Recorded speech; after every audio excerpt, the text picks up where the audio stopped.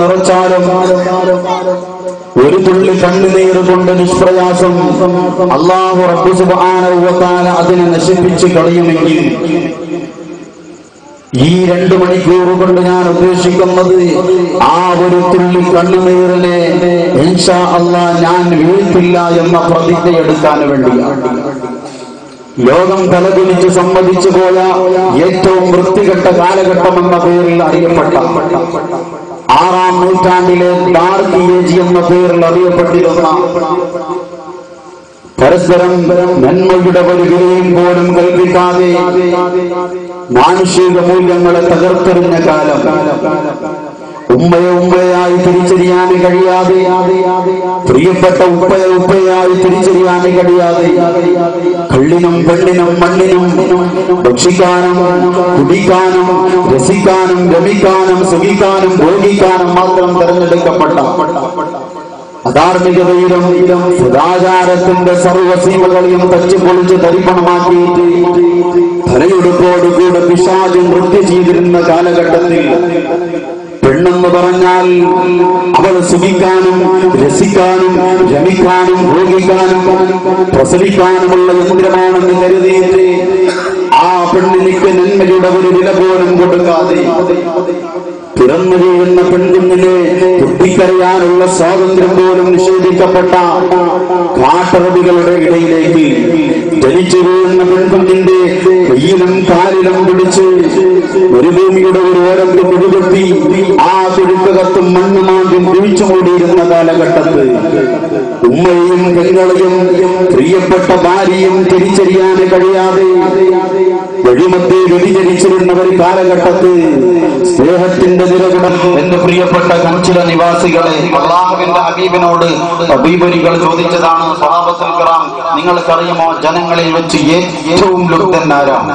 റസൂലുള്ളാഹിനെ സ്നേഹിക്കൽ ഉസ്താദ് പറഞ്ഞു, ഒന്ന് ഇതാഅത്തു സുന്നത്തി സന്നിയ.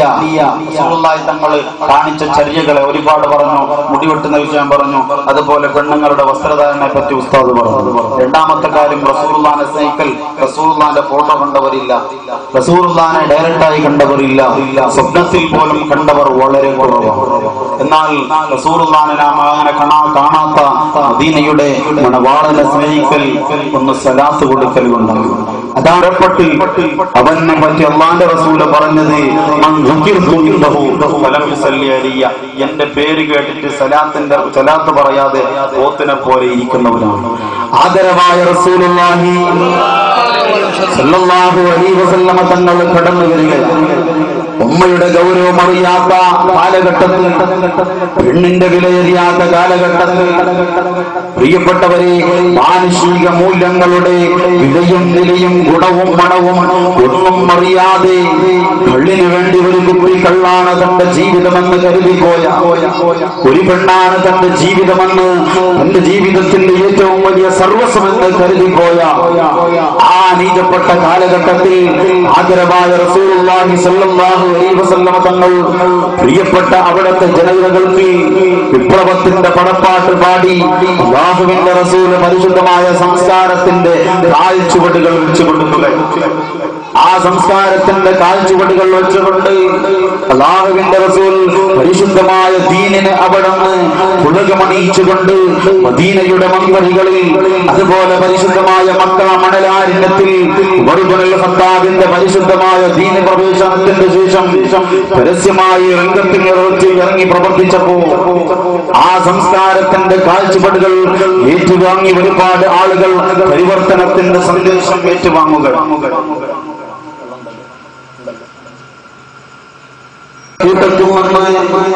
പരിശുദ്ധമായ മദീനയുടെ മലർവാടിയിൽ ഇൽമിന്റെ മണിമുത്തുകൾ വാരിയെറിയുന്ന സദസ്സിലേക്ക് ആദരവായ റസൂലുള്ളാഹി സ്വല്ലല്ലാഹു അലൈഹി വസല്ലമ തങ്ങൾ സന്നിഹിതരായിരിക്കുന്ന സദസ്സിലേക്ക് വന്നുകൊണ്ട് ഒരു ചോദ്യം ചോദിക്കുക.